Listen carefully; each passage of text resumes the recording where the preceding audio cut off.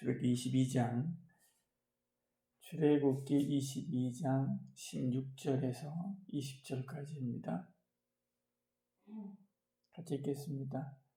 사람이 약혼하지 아니한 처녀를 꾀어 동침하였으면 납폐금을 주고 아내를 삼을 것이요, 만일 처녀의 아버지가 딸을 그에게 주기를 거절하면 그는 처녀에게 납폐금을 돈으로 낼지니라. 너는 무당을 살려두지 말라. 짐승과 행음하는 자는 반드시 죽일지니라. 여호와 외에 다른 신에게 제사를 드리는 자는 멸할지니라.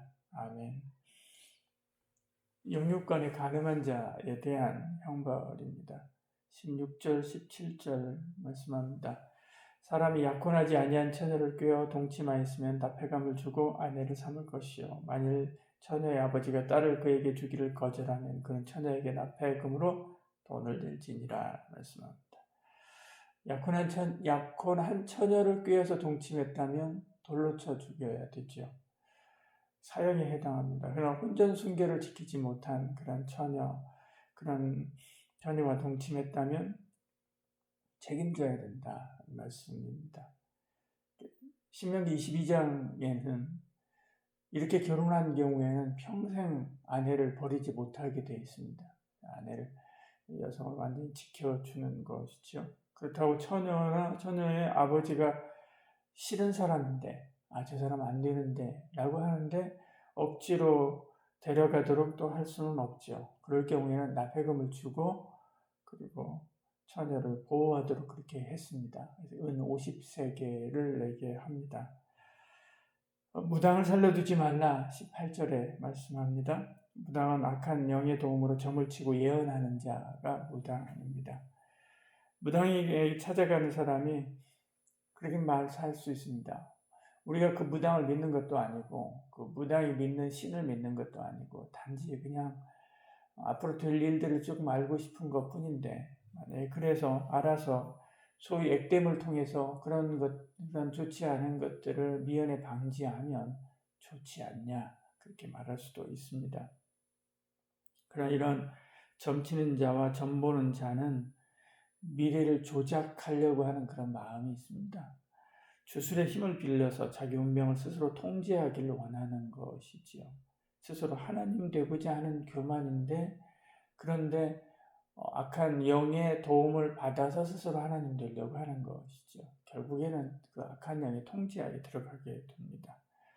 또한 무당은 마치 악령이 세상을 지배하는 것처럼 사람들을 속여서 참된 주권의 하나님을 알지 못하도록 가로막는 역할을 합니다. 영적으로 우리 눈을 가리는 자지요. 그러므로 그 무당에 대해서는 아주 엄하게 벌하고 있는 것을 봅니다. 내 삶을 주께 맡기기보다는 내가 조작하려고 하는 그런 마음이 없는지 돌아보고, 그리고 모든 것을 주께 맡기려고 해야 됩니다. 이 19절에 말씀합니다. 짐승과 행음하는 자는 반드시 죽일지니라 이렇게 말씀합니다. 이 법은 굉장히 가혹하다는 생각을 할 수도 있습니다. 이것이 다른 누구에게 피해를 주는 것이 아니기 때문에 그렇죠. 짐승에게 피해를 주는 것도 사회를 문란하게 하는 것도 아닙니다. 은밀하게 자기 혼자서 짓는 죄이긴 한데, 그런데 죽이라 그렇게 말합니다. 그런데도 엄하게 벌하는 것은 두 가지 이유가 있습니다. 고대 근동에는 신성시하는 그런 동물들과 함께 선교를 통해서 자신들도 신성해질 수 있다 그렇게 하는 그런 생각들이 있었습니다. 그렇게 해서 동물이 가진 힘과 그 생식력을 자기가 가져갈 수 있다라고 믿었습니다. 주술의 의미가 있기 때문에 이것은 점치는 것, 점보는 것과 똑같은 것으로 취급한 것이죠. 엄하게 변하는 것입니다. 또 하나는 하나님의 형상대로 지음받은 바로 그런 사람이 하나님의 형상대로 지음받은 사람을 낳는 도구로 하나님께서는 부부의 성을 사용했습니다. 그런데 이 거룩한 도구를 짐승과 함께함으로 자신을 짐승처럼 낮추는 그런 행위이기 때문에 이렇게 엄하게 벌하는 것입니다. 악행이라고 판단하시는 것입니다. 이 벌은 인류를 향한 하나님의 사랑이 함께 포함되어 있는 것입니다. 20절 말씀합니다. 여호와 외에 다른 신에게 제사를 드린 자는 멸할지니라. 여기 멸한다라고 하는 말은 하람이라고 하는 단어를 사용했습니다. 이 말은 다른 누군가는 전혀 사용하지 못하고 오직 하나님께만 드리라는 것이죠. 여호수아가 진멸한 그 가나안 도시들, 그 도시를 말할 때도 이 하람이라고 하는 단어를 사용했습니다.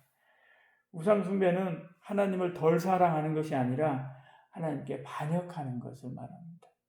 그래서 모든 성경에서 가장 강력하게 벌하는 것, 이 바로 우상숭배지요.